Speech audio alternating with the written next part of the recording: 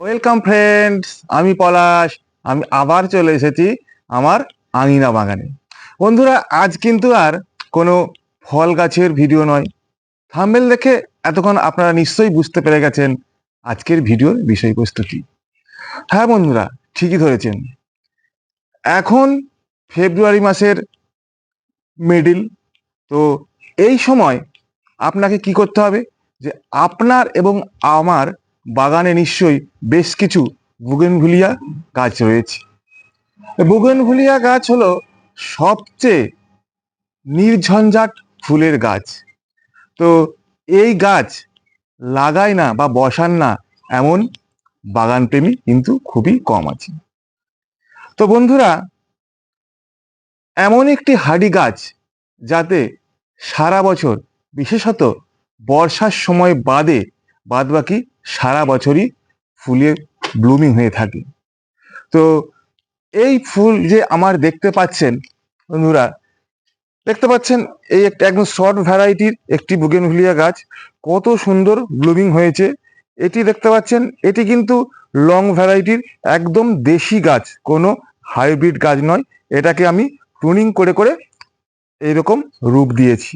তো বন্ধুরা, আরও কিন্তু আমার বুগেনভিলিয়া রয়েছে। তো এটি দেখতে পাচ্ছেন, এটি একটি লং ভ্যারাইটির বুগেনভিলিয়া গাছ।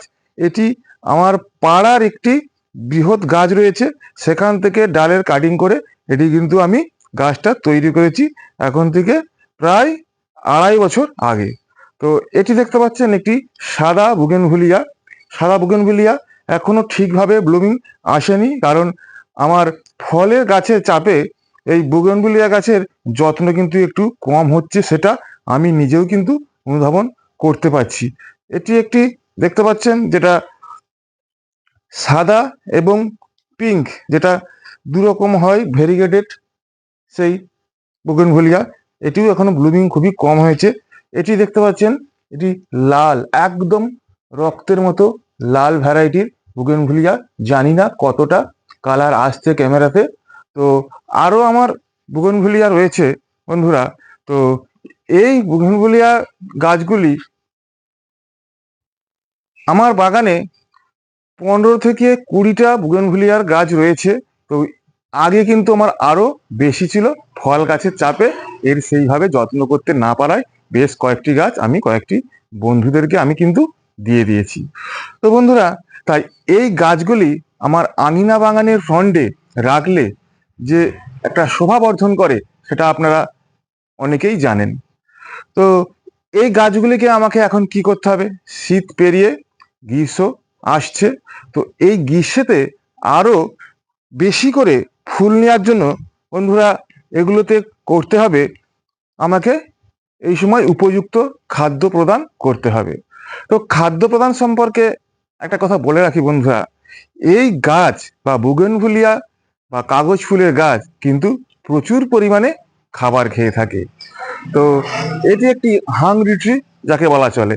এতে কিন্তু খাবার কম হলে সেইভাবে কিন্তু ফুল আসবে না, গাছ বেঁচে থাকবে কিন্তু ফুল সেভাবে দেবে না। তো বর্ষার সময় আপনাকে এই গাছের কি করতে হয় না, প্রুনিং করতে হয়। প্রুনিং সাধারণত 2 প্রকার করতে হয়, বা বছরে 2 ভাবে প্রুনিং করতে হয়। বর্ষার শুরুতে আপনাকে করে দিতে হবে একদম হার্ড প্রুনিং। আপনি যদি এই গাছের শেপ একদম টবের মধ্যে একদম গুল্ম আকারে রাখতে চান, তাহলে কিন্তু আপনাকে একদম বড় বড় মোটা মোটা ডালগুলিকে আপনাকে প্রুনিং করে দিতে হবে।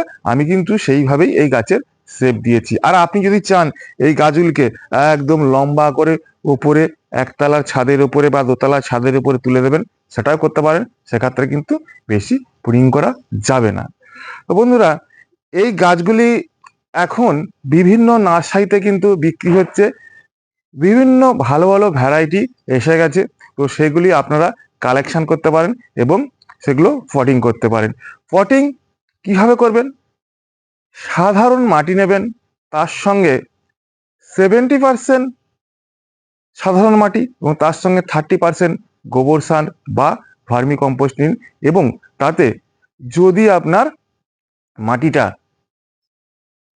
একদম এঁটেল মাটি হয়, কিছুটা বালি মেশাতে পারেন।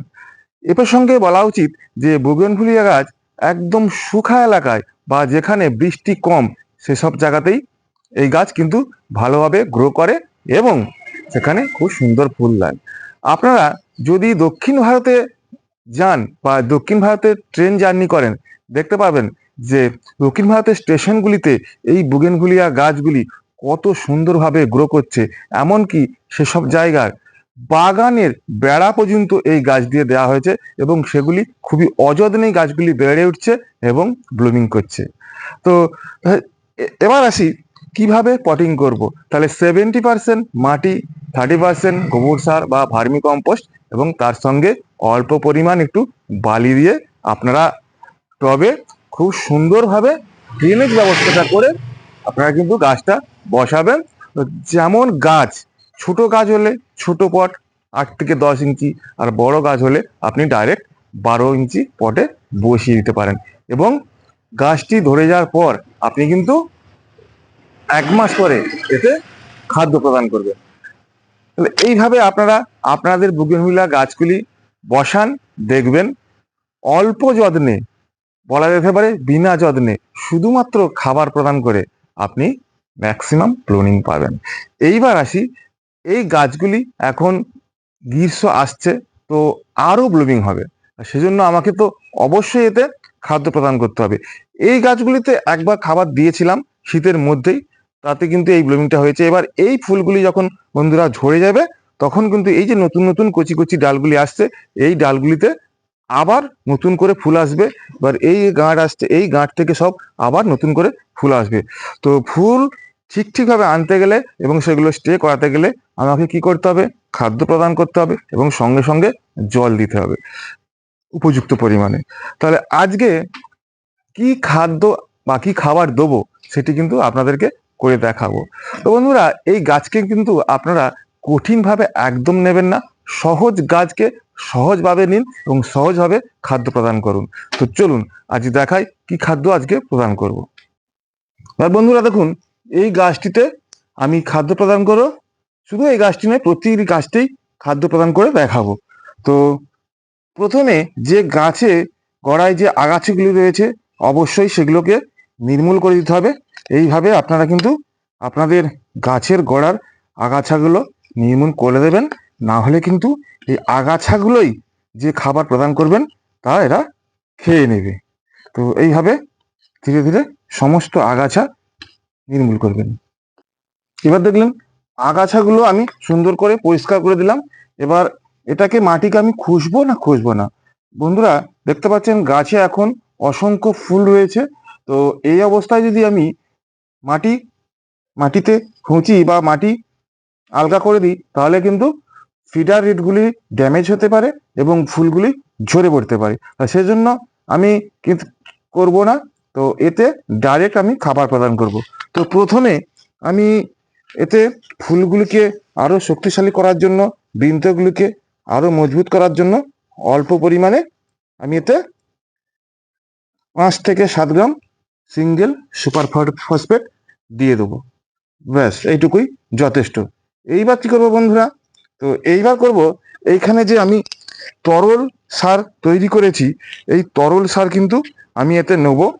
তো এতে আমার রয়েছে 7 দিনের সর্ষের খোল পচা এবং বাদাম খোল পচা, এই মিশ্রণ আমি কিন্তু নিয়ে নেব কিছুটা। এতে রয়েছে আমার 2 কিলো, 1.5 কিলো সর্ষের খোল পচা এবং 500 বাদাম খোল। তো আপনারা আপনাদের গাছে সর্ষের খোলের সঙ্গে যদি বাদাম খোল অ্যাড করেন, তাহলে দেখবেন গাছের গ্রোথও যেমন ভালো হবে এবং গাছের ফুল এবং ফল খুব সুন্দরভাবে দেবে বা বেশি পরিমাণে দেবে এবং গাছ সর্বোপরি খুবই সুস্থ থাকবে। এটিকে প্রথমে আমি ভালো করে ভেটে নিচ্ছি এইভাবে। এইবার এখান থেকে অল্প পরিমাণে আমি প্রায় এটা 10 লিটারের মতো জল নিয়ে নিয়েছি, এতে অল্প পরিমাণে দিয়ে দিলাম। এবার এর সঙ্গে বন্ধুরা কি করব? এর সঙ্গে আমি করব সেটা হলো, এটি দেখতে পাচ্ছেন এনপিকে 10-26-26 আমি অলরেডি একদিন আগে এটি জলে দিয়ে দিয়েছি। কারণ যেহেতু আমি গাছের গোড়া খোঁচাবো না বা গাছের মাটিকে আলগা করব না, তো সেই জন্য এটি এই এনপিকে 10-26-26 যাতে মাটির ভেতরে সুন্দরভাবে চলে যায় এবং ফিডার রুটগুলি সহজেই গ্রহণ করতে পারে, তো সেই জন্য আমি কিন্তু এই এনপিকে 10-26-26 নিয়ে নিয়েছি। এটা নিলে পরবর্তী ক্ষেত্রে ফুল কিন্তু আরো বেশি পরিমাণে আসবে। তো এর কিছুটা আমি নিয়ে নিলাম, এটা দিয়ে দিলাম। এইবার এটি কিন্তু মিশ্রণটা ভালো করে আর একবার উলট পালট করে নেব, নিয়ে আমি এই মিশ্রণ গাছের গোড়ায় দিয়ে দেবো। আপনারাও কিন্তু এইভাবেই করবেন। তো সহজ গাছ, আপনারা কঠিনভাবে করার চেষ্টা করবেন না, সহজভাবেই করবেন। এটি 1 মগ নিলাম, নিয়ে গাছের গোড়ায় এইভাবে দিয়ে দেবেন। দেখবেন গাছটা যেমন একদিক দিয়ে সুস্থ হবে, তেমন আবার গাছের সুন্দরভাবে নতুন নতুন ফুল বের হবে এবং ফুলে আরো গাছটি ভরে উঠবে। আরেকটি গাছে দেখাচ্ছি, চলুন। এই যে গাছটি দেখতে পাচ্ছেন, এই গাছটি কিন্তু আমি বর্ষার সময় প্রুনিং করি না। তো সেই জন্য গাছটি কিন্তু ডাল অনেক বড় বড় হয়ে রয়েছে। তো বন্ধুরা, আপনারা বলবেন যে প্রুনিং করা গাছ না প্রুনিং না করা গাছ? প্রুনিং করা গাছ গোল শেপ নিয়েছে এবং প্রুনিং না করা গাছ লম্বা হয়ে উঠে গেছে এবং এতেও প্রচুর কিন্তু ফুল দিচ্ছে। তাহলে কোনটা ভালো লেগেছে আপনারা কাইন্ডলি কমেন্ট করে অবশ্যই বলবেন। তো এটিও কিন্তু একটা সুন্দর ভ্যারাইটি। তো প্রচুর প্রচুর পরিমাণে একবার দুবার ফুল হয়ে গেছে অলরেডি। বর্ষার পর এরা 3বারে পড়েছে। এই যে ছোট ছোট ফুলগুলো আসছে, দেখতে পাচ্ছেন, এই যে ছোট ছোট ফুলগুলো আসছে, এটা কিন্তু 3বারে, বর্ষার পরে 3বারের বার এটা আসছে। তো আরো সারা গ্রীষ্মে কিন্তু আরো সুন্দরভাবে ভরে উঠবে। তো এটিতেও কিন্তু আমি একই পরিমাণ বা একইভাবে তরল জৈব সার দিচ্ছি। তো তার দেওয়ার পর আমি কিন্তু কিছুটা পরিমাণ এতে সিঙ্গেল সুপার ফসফেট দিয়ে দেবো। তো আর একটু তরল সার এতে প্রয়োগ করতে হবে। তো সেই জন্য আমি আর একটু তরল সার নিয়ে নিলাম, এইভাবে দিয়ে দিলাম। এইভাবে বন্ধুরা, এইভাবে প্রতিটা গাছেই কিন্তু আমি এই তরল সার প্রদান করব। তো প্রত্যেকটি গাছে আপনাদেরকে আর দেখাচ্ছি না, যদি দেখায় তাহলে কিন্তু ভিডিওটি অনেক বড় হয়ে যাবে। তাহলে বন্ধুরা, দেখলেন বুগেনভেলিয়া গাছের একদম A to Z বা প্রথম থেকে শেষ পর্যন্ত পরিচর্যা আমি কিভাবে করি এবং কিভাবে আমি ফুল পেয়েছি। তো আপনারাও নিশ্চয়ই এ বিষয়ে অনেক দক্ষ। তো আপনাদের কি অভিজ্ঞতা আপনারা কাইন্ডলি আমাকে কমেন্ট করে জানাবেন। তাহলে বন্ধুরা, যারা যারা এখনো পর্যন্ত আমার চ্যানেলটিকে সাবস্ক্রাইব করতে পারেননি, কাইন্ডলি আমার চ্যানেলটিকে সাবস্ক্রাইব করে পাশে থাকবেন। এবং আমার এই বুগেনভিলিয়া গাছগুলি যদি আপনাদের ভালো লেগে থাকে, তাহলে কাইন্ডলি প্রত্যেকে লাইক করবেন। নমস্কার।